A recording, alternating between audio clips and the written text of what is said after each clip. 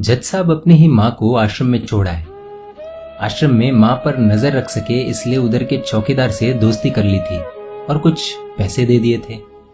जज ने चौकीदार को अपनी दिल की बात आंखों में आंसुओं के साथ बता दी कि घर में पत्नी है जो माँ के साथ बदतमीजी से पेश आती है और पत्नी के कहने पर दोनों बच्चों ने माँ से बात करनी ही बंद कर दी। माँ को अकेलापन लगने लगा और इन सब वजहों से दिन भर रोती, इसलिए उसे आश्रम छोड़ने के लिए आ गए। तो चौकीदार ने कहा, जज साहब आपके सामने सारे सबूत थे कि कौन सही और कौन गलत है, लेकिन अपनी ही माँ के साथ न्याय नहीं कर पाए तो औरों के साथ क्या न्याय करते होंगे आप। ये बात जज साहब के दिल को छुप गई। चौकीदार की इतनी सी बात का इतना असर हुआ कि 2 रात नींद नहीं आई, 2 दिन से खाना नहीं खाया और कोर्ट भी नहीं गए। ऐसा लग रहा था जैसे एक चौकीदार ने जज साहब की दुनिया हिला दी। जज साहब अपने घर में रूम से बाहर आए।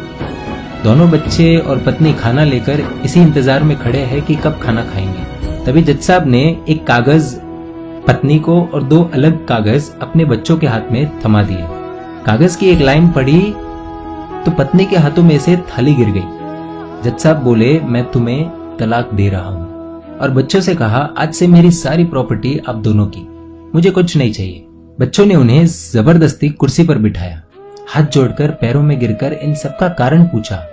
आंखों में आंसुओं के सैलाब के साथ जज साहब बोले कि मैं मेरी 65 वर्ष की माँ को आश्रम छोड़ के आया हूँ, अनजान लोगों के भरोसे छोड़ के आया हूँ, और आप सब कारण पूछ रहे हैं। हम लोगों को शर्म आनी चाहिए। रोज मेरे कोर्ट से आने के बाद माँ रोती थी कि बेटा प्लीज मुझे ओल्ड एज होम में शिफ्ट कर दो।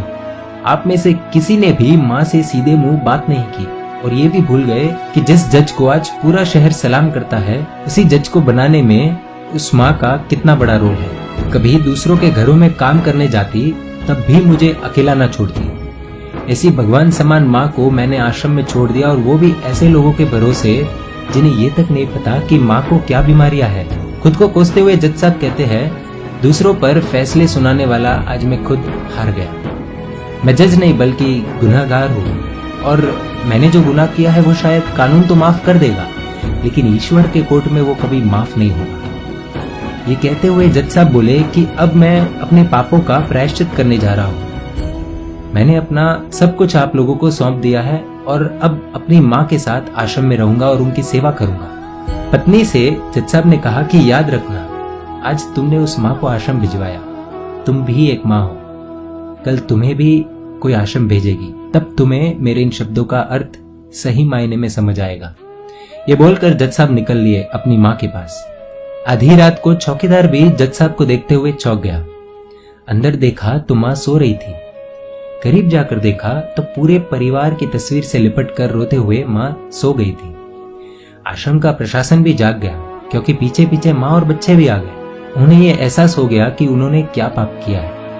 तभी आश्रम की एक कर्मचारी बोली, हम इन्हें आपको नहीं सौंप सकते, क्या पता कल आप इन्हें मार दो तो। ये सुनते ही जज साहब की पत्नी को दिल में बहुत दर्द हुआ।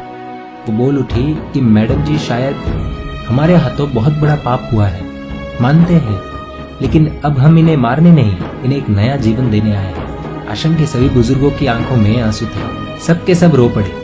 खुशी के आंसुओं के साथ माँ को घर ले आए।